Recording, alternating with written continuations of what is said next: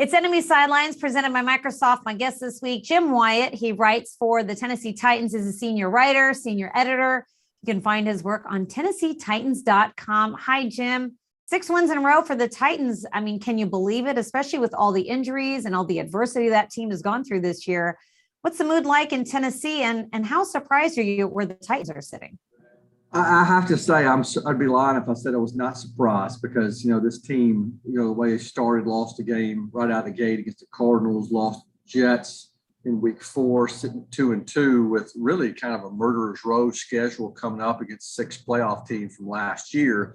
I think there are a lot of people in Nashville that thought, okay, I don't think the team thought this, but I think there are probably a lot of fans that thought, okay, if you could almost split these games, you'd be happy. And then to win 6 in a row, it's been really remarkable. Some of the teams that they've beaten, the way they've beaten them, doing it without some key players who are out with injuries. And now you've got people talking about not only winning the AFC South, which I really expect the team to do at this point, but then can you hold on to the number 1 seed in the AFC? And I think that's a realistic possibility. But got to keep playing well, and the injuries continue to mount, and we'll just see how this team can handle them. I think one of the biggest surprises is losing Derrick Henry for a chunk of time, possibly the entire season, with the foot injury. And the Titans sort of keep finding ways to reinvent themselves. How much has the offense changed without Henry in the lineup? And what's the expectation now of the run game now that he's out? Well, the offense has sputtered some. The defense has really saved the day the last couple of weeks. And, we can talk about some of the guys who have emerged there. Offensively, the running game is obviously different without Derrick Henry. They brought Adrian Peterson in here, brought D'Onta Foreman, had Jeremy Nichols. It's been more of a running back by committee approach, trying to find a guy who has a hot hand and really trying to stick with him.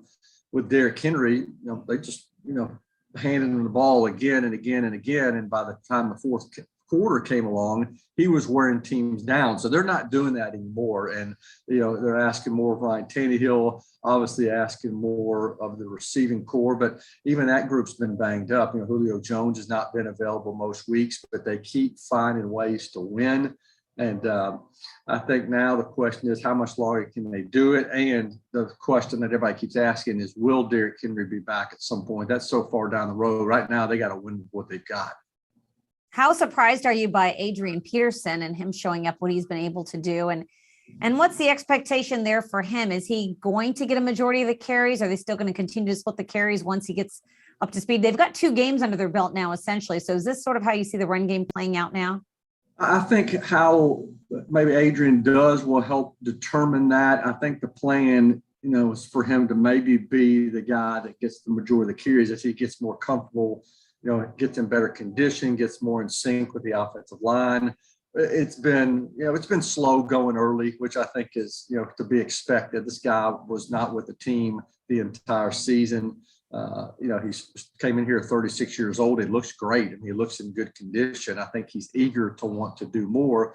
But D'Onta Foreman has actually performed pretty well when he's gotten the ball. So I think they'll continue to try to find the guy who is kind of developing the quickest of those two, because Foreman came in here the same week. They're both on the same timetable, and then kind of see where it goes from there. It's been cool to see Adrian Peterson. I mean, it's some of these guys the Titans have signed late in seasons. I can say I covered all these Hall of Famers. Randy Moss came in here one year several years ago. Julio Jones now in here at the end of his career. You got Adrian Peterson coming in. I mean, it's a who's who of players. But now Peterson's got to prove himself worthy of carries moving forward, though. His past credentials are not going to get it.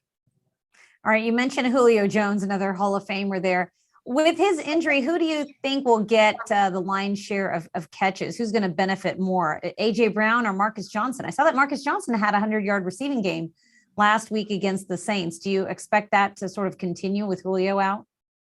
Marcus Johnson was really good on Sunday, and he had the best. I have to say, during training camp, he was the most consistent receiver that they had. Now, granted, Julio didn't practice a lot during training camp. AJ was being brought along slowly, Marcus Johnson every day was this team's best receiver. And then when the season kind of rolled around, he dealt with an injury, and then he kind of drifted into the background a little bit. He has reemerged. I think this potentially could be a sign of things to come. AJ Brown is clearly still this team's number one receiver. And I think most weeks he's going to be the guy who gets the lion's share of the looks and the catches. They've got some other guys, Nick Westbrook-Akina, who has done a nice job. They just released Josh Reynolds, the day before Julio Jones re-aggravated his hamstring injury. They parted ways with Josh Reynolds. So the receiving core has kind of taken on a different look. But I think for the time being, until Julio can get healthy, I think you'll see AJ. I think you'll see Marcus Johnson. I think you'll see Nick Westbrook-Akina. And then Chester Rogers, who works a lot in the slot. He'll be involved as well. All right, Ryan Tannehill, he didn't really put up flashy numbers in that win over the Saints, 19 for 27, 213 yards and a touchdown. No interceptions, though. What's been the key for Tannehill really moving this offense forward without Henry or Jones in the lineup?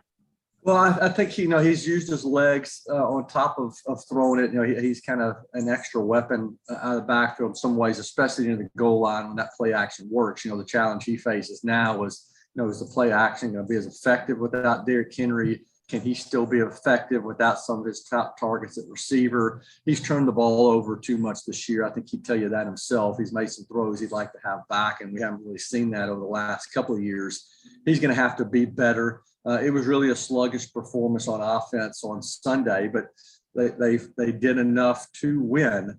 And I think with Ryan Tannehill, I think he knows he's got to be sharp. He's got to be effective. He can't make mistakes, give the other team short fields by turning the ball over. So that's something he's got to do a better job of, in these coming weeks.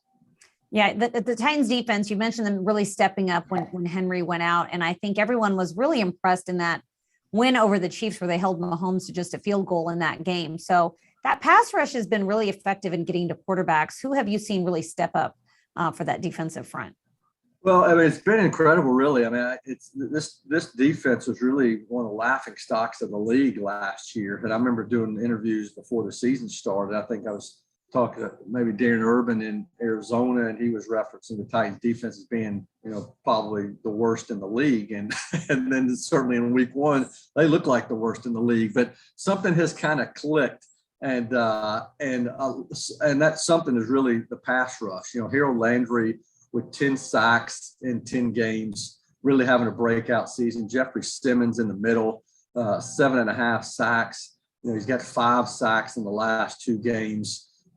They have been really, really disruptive up front, and that's kind of allowed the secondary to kind of be able to play a lot better. And Kevin Byard has been really good, forcing turnovers again. He's kind of reemerged as kind of a Pro Bowl caliber player.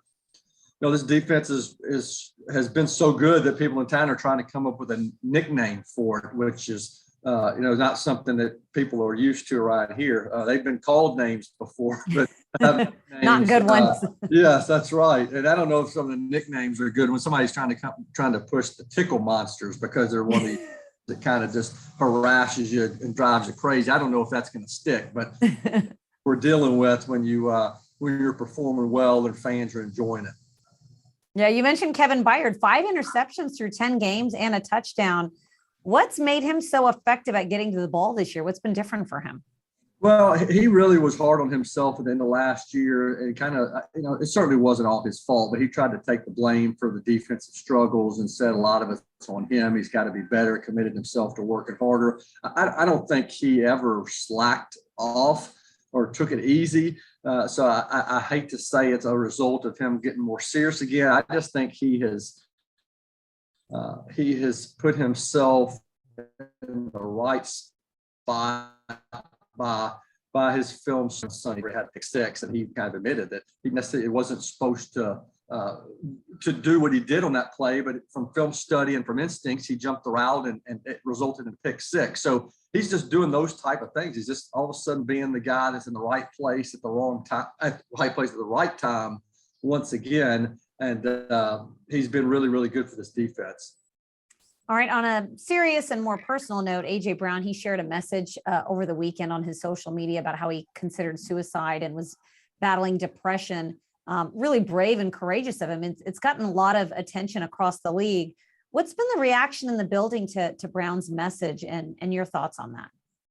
Well, when that came out Friday night, I think it caught me by surprise. It caught a lot of people by surprise. And anytime somebody, of that stature and that has a following is brave enough to share some of his personal struggles, I think it's, I was proud of him for doing that. I know Mike Vrabel talked at his press conference on Monday about them trying to have a culture there of talking through your problems, let people know when things are not right, and they're obviously dealing with some of that through AJ. AJ is one of the most energetic, friendliest, good-spirited guys that I've ever been around.